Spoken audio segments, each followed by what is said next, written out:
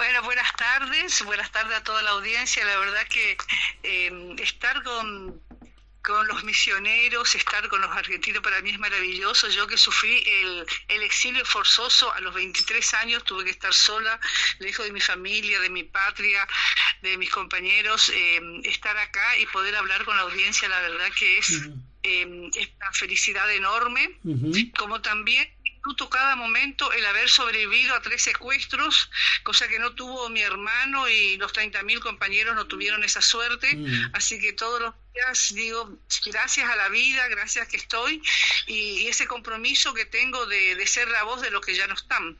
Ver la luz después de años de cárcel cambia la vida, cambia la perspectiva, el sabor. Uno dice, bueno, ahora realmente voy a comenzar a vivir aquello que me perdí por ser inexperta en la vida, por haber tomado las cosas así o así. ¿No se le pasó eso a usted? Y mi hija siempre me pregunta, mami, ¿por qué te secuestraron si vos nunca robaste, nunca mataste? Y le digo simplemente por hacer exactamente lo mismo que hago hoy. Conocer nuestros derechos, reclamar sola y si no puedo sola con el otro, desde la comisión de padres, de la escuela, del barrio, la comisión vecinal, desde el sindicato de ATE, donde estoy militando desde aún antes de haber entrado a la administración. Me dijo que se Que, recibió estando en la administración pública, o sea, trabajaba y estudiaba, algo así. claro, bueno, yo estudié perito mercantil en la Escuela Nacional de Comercio, Mm. porque antes todas las escuelas eran nacionales. Nací en el Hospital Nacional Juan Domingo Perón de Posadas, Mm. y mi hermana, que nació un año y medio después, en el año 1956, ya nació en el mismo hospital, pero con el nombre de Ramón Madariaga, Ah, mire porque usted. después eh, yo la- tenía un año en una dictadura, 11 años en la otra dictadura, y 20 en la siguiente. O sea claro. que sobreviví a 3 dictaduras y a 3 secuestros. Pues yo digo, ya tengo sobreviví más de 9, tengo más de 9 vidas con accidentes de auto, etcétera. Pero bueno, por eso disfruto la vida, vivo de otra forma, pero me sigue doliendo la injusticia, la distribución injusta del trabajo, en un país tan rico donde nuestros niños pasan hambre, mueren por desnutrición, por enfermedades que se podían evitar, Claro. y es la misma lucha, ¿no? Y mis hijas me dicen, mami, pero ¿qué vos hacías? Y hacía exactamente lo mismo hoy. Conocer Mm. nuestros derechos, conocer la Constitución Nacional, la Declaración Universal de los Derechos Humanos, la Declaración de los derechos de la mujer, de las personas con discapacidad, Mm. derechos de los trabajadores. Yo me acuerdo que entré a trabajar en 1974, Mm. y lo que me hizo mi jefa, la secretaria administrativa, que la recuerdo con tanto cariño, es darme la legislación del empleado público, ¿no? Mm. Derechos y obligaciones del empleado público. Mm. Entonces ahí me acordé tanto de mi hermano que me decía, todos los derechos que tenemos vamos a reclamar. Y como ese año yo había terminado la secundaria y empecé la facultad, tenía media hora para o entrar más tarde o salir más temprano para entrar a la facultad. Mm. Entonces yo prefería entrar temprano y salir media hora antes para poder llegar a tiempo a la facultad, ¿no? Mm. Trabajaba a 5 cuadras de mi casa en el Ministerio de Asuntos Agrarios y estudiaba ingeniería química. Y también Ahora, durante los... Graciela, ¿qué Sí, le pregunto inquietamente qué pasaba con los Franzen que los perseguían tanto? es lo que pasa que los franceses aprendimos, yo siempre digo, nuestra formación, ya con Arturo, con mi hermano, desde muy chiquito nos cuestionábamos por qué había ricos y pobres, y los que más trabajaban eran los pobres, como mi papá, ¿no? Mm. Entonces me decía mi mamá, no, desde que existe el mundo es así, no. Si Dios hizo, porque éramos militantes de la Acción Católica, mi hermano fue seminarista en el Colegio de Fátima, cuando recién se inauguró. Mm. O sea que si Dios hizo un paraíso para todos, tiene que ser para todos, no para unos Mm. pocos. ¿Sí? Entonces Sí. había algo que no estaba bien, pero para cambiar eso había que estar en política, y nosotros éramos muy chiquitos.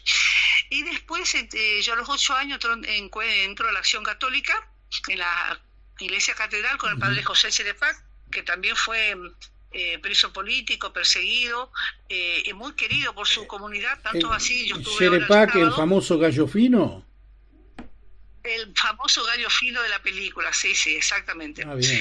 Entonces, con el padre Chirepac, fíjese el afecto que tenía la comunidad, que a él lo secuestran en Monte Carlo como asesor del Movimiento Agrario de Misiones, y en plena dictadura, en Monte Carlo, lo que era los chiquitos hace 50 años, juntaron más de 1000 firmas para pedir su libertad, cuando poder poner la firma y el número de documento significaba posible secuestro también, y sin embargo la comunidad pidió por su libertad, aunque no le dieron, le exiliaron después a Alemania.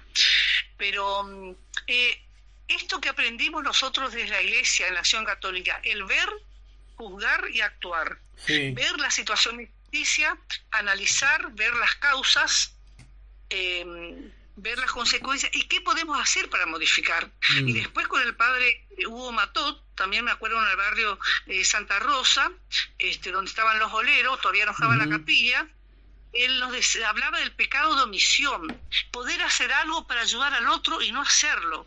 Y a nosotros nos comprometía muchísimo eso, como si éramos estudiantes, si estábamos entendiendo esa situación, por qué en el centro había asfalto, había luz eléctrica, había agua potable, ¿por qué en los barrios no? Nosotros tuvimos la luz acá recién cuando yo tenía 16 años y vivo acá a pocas cuadras del centro.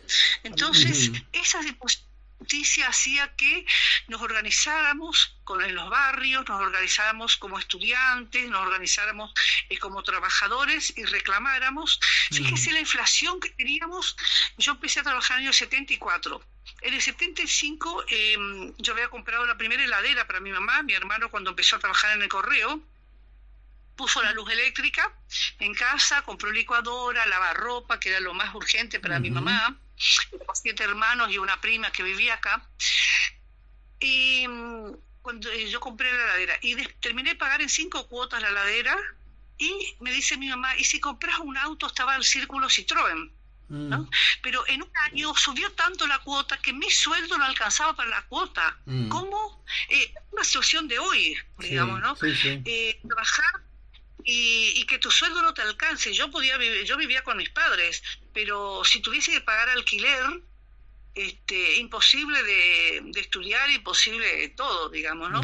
Déjeme decirle algo. Me hizo acordar a Oscar Matov, seguramente un muchacho de su época, que tenía que ver con... Era el papá de él. Hablando de Santa Rosa, me habló de Matov, y era el papá del actual Oscar Matov. No, el hermano mayor. El hermano mayor. Creo que 8 años de diferencia. Sí, 8 años de diferencia tenía. Bien. Solo por esclarecer eso, pero aquí sueños, ¿no? En aquel momento estaba la teología de la liberación, también cundía esa... preferencial por los pobres. Sí, la opción preferencial por los pobres. Así nos formamos nosotros. Y fíjese que desde la Acción Católica, cuando yo estaba en el grupo de Acción Católica de jóvenes, nos prohibían participar. Y a mi mamá le decía, mi mamá también estaba en la Acción Católica de mujeres. Antes era de niñas por un lado, niños por otro. Los jóvenes por ahí estábamos juntos. Después estaban los de mujeres y los hombres aparte, como la iglesia. Cuando yo era chiquita, la iglesia de un lado estaban los hombres y de otro lado las mujeres. Como las escuelas también, eran las escuelas, aún en las escuelas públicas. Yo fui a la escuela número 1. A la mañana era Félix de Azara para los varones y a la tarde Remedio Escalada para las nenas. Mire usted. Entonces, nosotros con Oscar, él entró al seminario también, Oscar Mató también con mi hermano en Fátima, y ahí leían otros libros, desde la teología de la liberación empezamos a cuestionar todo. Y yo me acuerdo que Arturo nos trajo un libro sobre Juan Manuel de Rosas, que tiene como 300 hojas, y yo lo leí. Y cuando tuve la historia argentina, hoy le contaba a los alumnos del Martín de Musí, cuando estuvimos hablando, cuando hablamos de Juan Manuel de Rosas en historia argentina, la señora Fanny de Contristano, en vez de ponerme un 10, porque yo le contesté, hice 3 páginas sobre el tema, en un examen me puso un 7, y le digo, señora, le digo, ¿por qué me pone un 7? Porque vos no pusiste lo que yo te enseñé, pero yo leí en otros libros, yo investigué. No, vos tenías que poner lo que yo pongo. Claro, estuve en dictadura en la primaria, estuve en dictadura en la secundaria, y recién en 5º año tuve la democracia. Yo me recibí en el 73, ¿no? Uh-huh.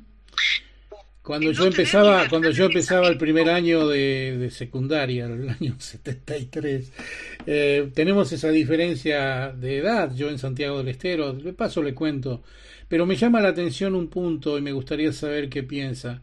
A partir de esa participación en la iglesia, pero estaba partida la iglesia por entonces, porque aquella iglesia del golpe del 76 apoyó al golpe y estaba divergente en el lado opuesto de aquello que se predicaba por acá, por lo menos.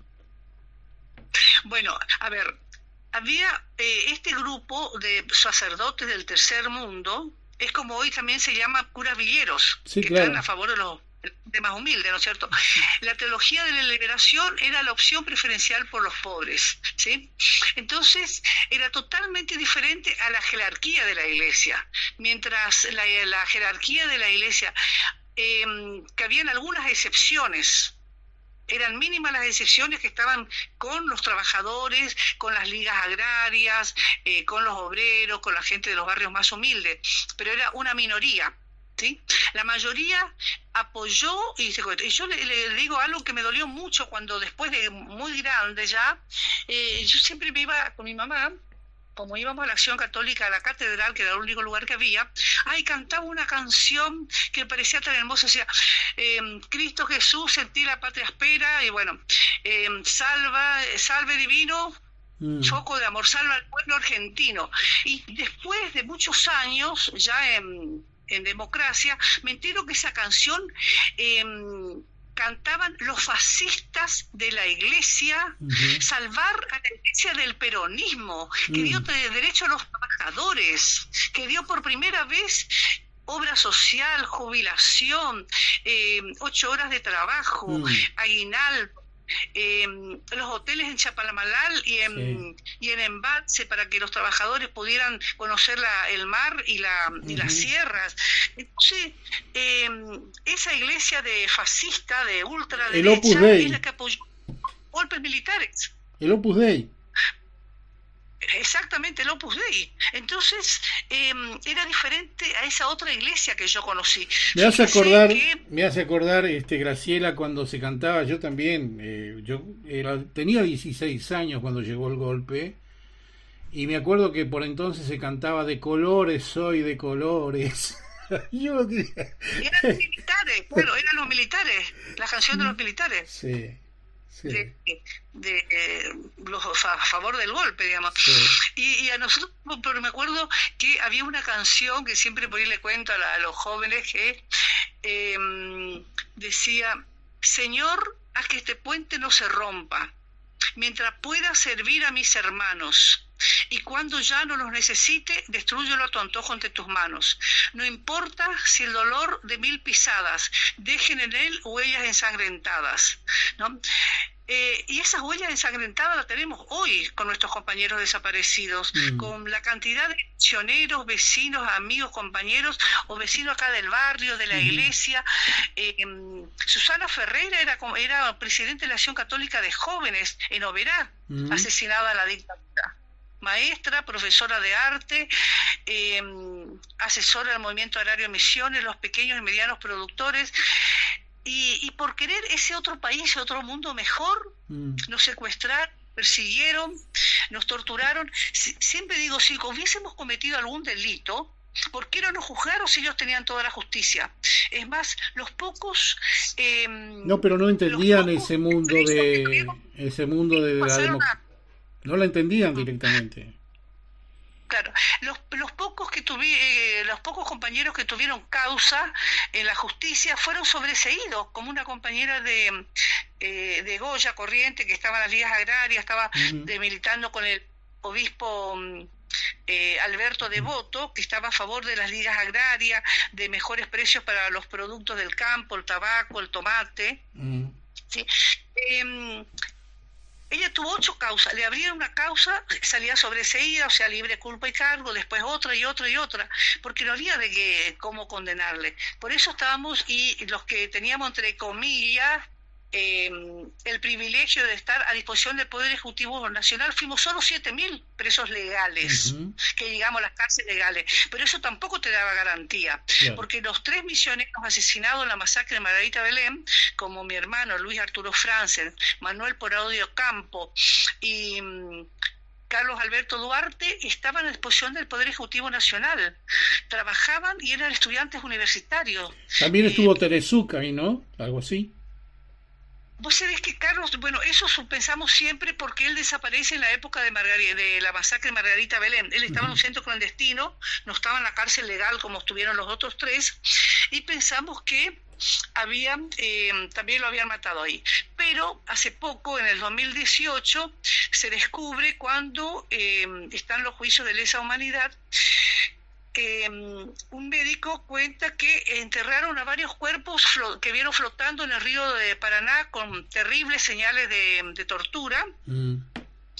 y entierra. Entonces empiezan los antropólogos forenses, descubren que a Carlos Telenchuk le tiraron al río Paraná atado de la peor forma, y aparece flotando en empedrado, y ahí le entierran como NN. Se hizo el hermano Norberto, que fue mi compañero de ingeniería química y de la Juventud Universitaria Peronista. Él dejó su muestra de sangre. Ya había muerto cuando se puede identificar el cuerpo de Carlos Alberto, y descubre que efectivamente era él que estaba enterrado ahí como NN, Mire ¿no? usted. Terrible que significa la desaparición, Sí. no saber qué pasó con estos cuerpos. ¿Por qué no? Siempre digo, ¿por qué? Por eso el Estado no puede volverse terrorista como se volvió terrorista. Secuestros sin orden judicial, a la noche, con las peores torturas, asesinatos, desapariciones. ¿Por qué no nos condenaron con la justicia común Pero bueno, a es cárcel, a un una año, 5 años, pregunta, 10 años? creo que una pregunta resuelta ya, porque era un plan sistemático que llegó ahora con Milei, creo a la última fase, ¿no? Donde ya se está cumpliendo la entrega nacional, porque fue un golpe de clara naturaleza económica, donde había que revolucionar, romper, destruir todo el andamiaje político, por supuesto, tejido en gran manera por el peronismo. Pero igual manera, no sé qué piensa usted, dígame al respecto. Miren, nosotros tenemos que ir mucho más atrás. Hace más de 200 años, Mm. la doctrina Monroe, Ah, que era bueno, un personaje Monroe en Estados Unidos, sí, habla de América para los americanos, sí, sí, pero sí, no todo para todos los americanos, para los de Estados Unidos. sí, claro. Entonces, ahí la política fue llevar todos los bienes comunes, todo lo que tengamos los países de Latinoamérica y el mundo para ellos. Mm. Exactamente. Entonces así fueron. Durante la del 1900 tuvimos 5 golpes cívico-militares. ¿Por qué cívico-militares decimos? Porque quienes se beneficiaron fueron los grupos económicos nacionales e internacionales. Mm. Sí, Ellos sí, en detrimento del trabajador que tenía que trabajar en las peores condiciones y con salarios de hambre, como esto que le decía, la inflación que hubo en el año 75, como hay mm, hoy, una inflación terrible que cuando vos vas mm. a comprar carne no sabés cuánto va a salir, si vas a comprar una manzana no sabés cuánto va a salir, ¿no? Sí, Suelo... Graciela, Bueno, yo refiriéndome a eso, la doctrina Monroe, que acá la tratamos y de vez en cuando la eso, citamos, acá está la piratería inglesa convertida en la voracidad estadounidense, son cría de ellos, así que bueno, eso se implantó claramente allá por 1820, 24 para ser exacto. Pero bueno, yo claro. simplemente radicaba el concepto en este lapso de 50 años. Ahora le hago una propuesta, la Pero no, llevo, pero quería sí, seguir la historia porque también esto pasa cuando ellos hicieron 5 golpes militares en la Argentina. Teníamos movimientos de liberación nacional, industria nacional mm, en todos los países del Cono Sur, y dijeron, para destruir toda esta organización política, gremial, estudiantil, que queríamos la patria libre, justa y soberana para todas y para todo, y no para un puñado de personas, ujú, hicieron terrible golpe militar, este genocidio en la Argentina y en los países del Cono Sur. claro, Todo orquestado dentro de lo que es la doctrina Monroe. Pero después vinieron los otros gobiernos y ya no necesitaron golpes militares, porque Menem, por ejemplo, aceptó las privatizaciones, entregar las empresas del Estado, destruir la industria nacional, entregar los ferrocarriles que ya se había nacionalizado, Perón había nacionalizado el ferrocarril, eran ingleses. Vuelve de nuevo a mano privada el subte, Aerolíneas Argentinas, los bancos, Banco Provincia de Misiones, donde trabajaba Manuel Parodio Campo, uno de los asesinados Margarita. No tenemos Banco Nación acá, teníamos el seguro en la provincia, el seguro en Nación, papel misionero. Bueno, acá tenían a Ramón Puerta como un adláter y, bueno, por supuesto, terminal político-económica del gobierno de Menem. Claro, y después viene el ALCA. América, el libre comercio para las Américas. ¿Para quién? Para Norteamérica, no para nosotros. Tenía que ser la educación privada, la universidad privada, las escuelas privadas, los hospitales, todo tenía que ser, no aceptamos. No sé si se acuerdan, uno de los últimos, un congreso se hizo en Mar del Plata, donde estuvo Hugo Chávez, que dijo, ALCA al carajo. Estuve eso ahí, marcado, estuve ahí. Y dijimos, no a privatizar la salud y la educación, que es lo básico en todo país. Sí, yo quería, para usted es evidentemente un tesoro en cuanto a material recordatorio y vivencial, ¿no? No va a ser la última vez que vamos a hablar, Graciela, se lo juro. Pero simplemente a los ¿Cómo dice usted? Todo el año de la memoria, porque tenemos los 50 de la noche de los lápices, tenemos los 50 años de la masacre de Margarita Belén, y tenemos algo que muy pocos recuerdan, que son los 90 años de la masacre de Oberá. Sí, que no, y esto quiero recordar. Casi ni se enseña eso. Sí, porque en Oberá y toda la zona de los helechos y alrededores, los pequeños y medianos productores querían lo mismo que queremos hoy, mejores precios a sus productos, al té, la yerba mate, el tubo. Venían pacíficamente, primero marchando los niños, después las mujeres y los hombres, para ver que era una marcha pacífica para pedir mejores precios a los productos. Sufrieron una terrible masacre. Asesinato, una película que se hizo hace poco sobre el masacre de Oberá, de Gustavo Carbonell. Ya que estamos en película, Graciela, simplemente para hacer una síntesis y bueno, y ir a otro tema dentro de la programación de hoy, la quiero llevar a Volver al Futuro, esa película que fue tan famosa, ¿no? Como volviendo por la máquina del tiempo y mirando desde allá, desde atrás, hacia aquí. Fíjense cuántas cosas han cambiado. Hoy los medios de comunicación son tal vez aquellas bayonetas, o por decir, aquellos fusiles o esos FALs de aquel entonces.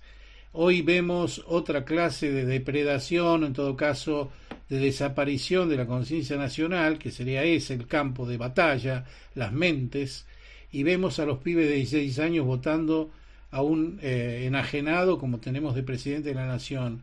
¿Qué opinión tiene de eso? Si es así, justa la comparación que yo le estoy planteando.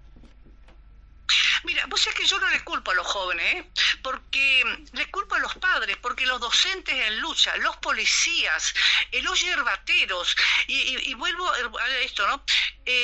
Reprimieron a los yerbateros por mejores productos en el 1936, 40 años después, 1976, exactamente lo mismo por pedir mejores precios a los productos.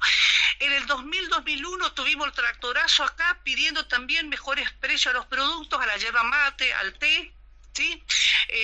Mejores de salario para los tariferos, y hoy nuevamente perdimos el INIM, que fue esa conquista, y ya el Estado no controla el precio y no controla nada. Entonces, tuvimos pésimos gobiernos durante la democracia, por eso no hizo falta dictadura. Sí fueron regalando, rematando el país. Yo hablo de mediocracia, Graciela, mediocracia. Gobierno de mediocres. Son niños de 16 años, con este mal ejemplo de los políticos. A ver, ¿qué gobiernos tuvimos que realmente... Nosotros decíamos como organismo de derechos humanos y como quienes estudiamos la deuda externa, las deudas se pagan, las estafas no. La deuda de la dictadura llegó a la patria financiera, no llegó al pueblo trabajador, no se crearon fábricas. Acá nos dijeron con la represa de Yacyretá vamos a llenar de fábricas. ¿Dónde está la fábrica en A4, A32, barrio Fátima, barrio Yacyretá. ¿Dónde está la fábrica? Si en la dictadura se cerraron 85 fábricas de Misiones y no se abrieron más. Ahora se cerró acá a 2 cuadras de mi casa y que eran las bebidas eran mejores que Coca-Cola. Entonces, ¿qué le vamos a decir a nuestros jóvenes que a quién tiene que votar? Si quienes entienden un poco más, que son los docentes en lucha, votaron a Milei. No entendieron. A ver, esto de la política de odio hace el fascismo. La política de odio lo hizo Hitler. No, en la política nacional lo hace con amor, con distribución de la riqueza, con salarios dignos, donde, ¿cómo puede ser que estemos pasando hambre hoy? Uno ve los niños en la escuela, yo me fui el año pasado a la escuela número 1, prácticamente no tiene matrícula. El colegio Martín de Musí, muy pocos alumnos, la escuela de los barrios no hablemos, porque no tienen que comer. A ver, los padres no tienen trabajo y no tienen que comer. Y cuando te enfermas, la salud pública pésima. Los enfermos de cáncer no tienen remedio. Entonces, esto es fascismo puro, como fue Hitler. Pero Hitler por lo menos persiguió a otros países, pero acá dentro de la Argentina, y no vemos la bandera media asta, como dice los concejales firmaron hace unos años que el 24 de marzo y el 13 de diciembre en la ciudad de Posadas tiene que estar la bandera media asta. Nadie lo recuerda, sí. Pero ni siquiera ponen la bandera a las escuelas. Graciela. Por eso nosotros caminamos con la bandera, el símbolo. Y como jubilados, todos los miércoles estamos en la plaza, llevamos la bandera argentina, pero también y cantamos el himno nacional, porque nos identifica como argentinos, como patria. Y a nuestros niños, no le culpemos a nuestros niños, a nuestros jóvenes, porque es más fácil hoy, más que conseguir alimentos, conseguir droga. ¿Y qué reparte? Son los grandes. Los niños son las últimas víctimas. Destruyen con el hambre y con las drogas, destruyen a nuestra niñez y nuestra juventud. Y eso lo hacen los adultos. Está bien, me gusta su mirada, no obstante no me conforma del todo, pero está bien, es una perspectiva. Yo suelo ser un poco más duro a lo mejor con, no sé, hoy fui a un acto escolar donde le decían a los chicos que fue una dictadura cívico-militar, no la mencionaron que fue eclesiástica, ni tampoco le dijeron que fue de las corporaciones de la Unión Industrial Argentina, la Cámara Argentina de Comercio, Cámara Argentina de Construcción, estaban todos esos niños detrás de ese golpe militar. Pero bueno, lo dejan ahí, ¿no? Cortito, chiquitito, no mencionan las causas profundas de esta cuestión que ocurrió hace 50 años, no les dicen que fue por un asedio económico de toda la región, como estuvimos hablando.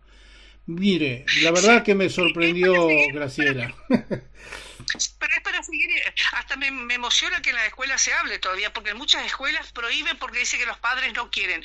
Y mira, nosotros en esta política de amor, tan diferente a la política de odio, a mí me ha pasado muchas veces en distintas facultades, distintas escuelas, los chicos después que terminamos de hablar me dicen, no, pero mi papá nos dice cosas diferentes. Entonces yo le pregunto, ¿dónde trabaja tu papá? No, mi papá es militar, es de la prefectura. Le digo, mira, vos escucharla a tu papá y escucharnos a nosotros, lee todos los libros, los materiales que quieras y saca tus propias conclusiones. Tanto es así, porque esto no está cerrado, esto está para investigar. Si se abrieran los archivos de la iglesia o si se abrieran los archivos de la dictadura, de la Policía Federal, de la Policía Provincial, del Ejército, o lo que tienen en Estados Unidos, que ellos orquestaron el Plan Cóndor y estas dictaduras, todo lo que tienen guardado allá, o lo que tiene el episcopado argentino o en el Vaticano, porque cuando nosotros fuimos al exilio, todos los días le mandábamos cartas pidiendo por los detenidos desaparecidos, por los presos políticos. ¿Dónde estuvo usted? ¿Por qué no abren? ¿Por qué no abren? Nos dicen cuántos eran, dónde están, qué hicieron. ¿Dónde estuvo usted, Graciela, exiliada? Yo estuve 2 meses desaparecida acá en Posadas. Estuve en la casita de los mártires, creo que la inauguré en mayo del 76. Como ahí me desmayé, no tenían picar a batería porque no había luz eléctrica. Me llevaron al departamento de formaciones, ahí el doctor Mendoza me controlaba el corazón, Y al día de, bueno, torturas, violaciones, fue algo terrible, como me estaba desangrando y no tenían la orden de matarme, y ellos decían, bueno, por orden de... tenemos que salvarle por pedido del monseñor Kemmerer, que salvó a muchos compañeros. Estuve ahí a la semana, cuando ya más o menos podía caminar, me llevaron al departamento del Departamento de Informaciones por la calle Buenos Aires, donde pasamos absolutamente todos los presos políticos de la provincia, porque ahí registraban a todos. Ahí dice, pasaron 100 fuimos los que declaramos en los 4 juicios de lesa humanidad. Pero fuimos más de 600 que pasamos por ahí, de acuerdo a toda la investigación que venimos haciendo todos estos años. De ahí me llevan vendada, posada, encadenada, me hacen todo un recorrido de la jefatura hasta la rotonda de la Uruguay. Yo veo por abajo de las vendas, tirada en el piso, veo los carteles de los negocios que habían, y me llevan a la alcaldía de mujeres, que en ese momento estaba dentro de la jefatura de policía, en el medio de la manzana de la policía. A los 2 meses después me llevan a la cárcel de Villa Devoto, estoy 2 años y 1 mes, y después del asesinato de mi hermano, la masacre de Margarita Belén y tantas masacres que hubo durante el año 76, la masacre de Palomita en Salta, la noche del apagón en Jujuy, la masacre de Fátima en Buenos Aires, donde le mataron ahí a Mirta Noelia Cutuné, que estudió acá en la escuela número 1, en el Martín de Musí, y se estaba por recibir de doctora en La Plata. Bueno, después de todo esto, por las presiones internacionales, empezaron a dar, a mediados de 1977, 30 libertades vigiladas o arrestos domiciliarios y 3 opciones. Dentro de esas opciones, me echaron del país, porque, bueno, era mejor salir del país que estar acá, porque muchos salían con libertad y después desaparecían, así que no había ninguna garantía para la vida. Estuve en España, y podemos hablar después, en otro momento, si querés. Yo me subo a la contraofensiva montonera, vuelvo al país clandestinamente para acompañar la lucha de los compañeros, de los trabajadores, resistiendo a la dictadura. Me secuestran nuevamente, no me descubrieron la identidad, así que me dejan en libertad. Ahí me voy a Brasil y vuelvo con la democracia. Cabeza dura si la hubo, ¿eh?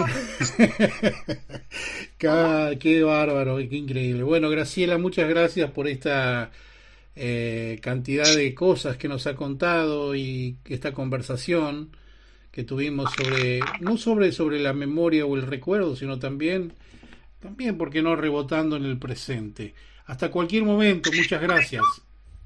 Bueno, sobre todo el presente, porque recordar el pasado, tenemos que conocer nuestra historia para ver qué hacemos hoy para mejorar este país que está tan mal, ¿no? Tenemos un país rico y, bueno, tenemos que ver cómo se distribuye equitativamente la riqueza, así que es una deuda que tenemos con esos 30.000 y con nuestros niños y jóvenes y abuelos hoy.